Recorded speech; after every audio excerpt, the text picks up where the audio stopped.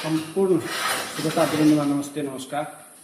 आज मैले एउटा जिज्ञासाको विषय श्री राष्ट्रिय आधारभूत विद्यालय राजविराज वार्ड नम्बर 8 मा अवस्थित छ र यहाँ यो 5 कक्षासम्म सञ्चालन विद्यालय हो। यहाँको दृश्य मैले तपाईहरुलाई हेराउन गइरहेको छु, जहाँ एउटै क्लासभित्र एउटा एउटा बोर्ड छ र अर्को बोर्ड तपाई यता हेर्नु।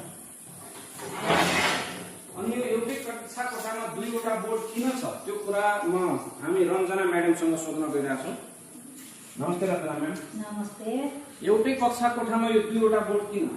कक्षा कोठाको अभाव भएर। कक्षा कोठाको अभाव भएर के गर्नुहुन्छ? एउटै कक्षा कोठामा दुईवटा फरक क्लासको विद्यार्थीलाई अध्यापन गराउनुहुन्छ? एउटै कक्षामा एउटै क्लासमा दुईटा क्लासको बच्चाहरूलाई हामी पढाउने गरेका छौं। जस्तै कि यो क्लासमा कुन विद्यार्थी? अब यो क्लासमा 2 र यतापट्टि 3 बस्छन्, त्यो क्लासमा यतापट्टि 4 र यतापट्टि 5 बस्छ।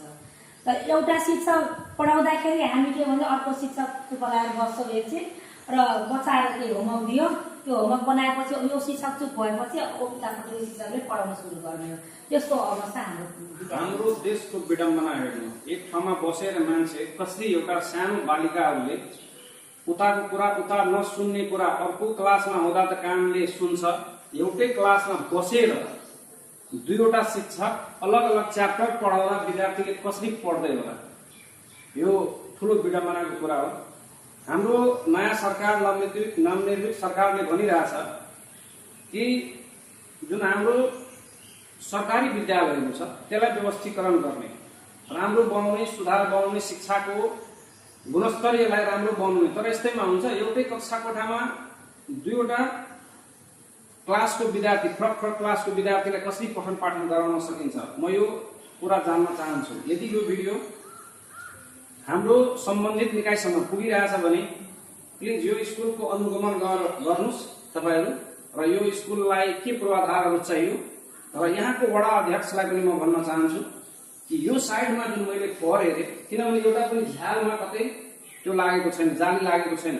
राजविराज नगरपालिका अहिले सबैभन्दा बढी लामखुट्टेबाट यहाँ मान्छे र जनता एकदम त्रायमान छ र यस्तो अवस्थामा त्यो साइडको दृश्य पनि तपाईँ हेरिरहनु भएको छ तल कस्तो अवस्था छ। र अर्को कुरा, यो स्कुलसम्म विद्यार्थीलाई आउनको लागि जुन बाटो छ त्यो बाटो पनि तपाईँ हेरिरहनु भएको छ। भन्नाले यो नालामाथि जुन ढक्कन लागेको छ त्यो मात्रै हो, दुवै साइड त्यतिकै खाल्टो जस्तो छ। सानो नानीहरूले कसरी आउँदै होला यो स्कुलसम्म? सम्बन्धित अहिले त यहाँ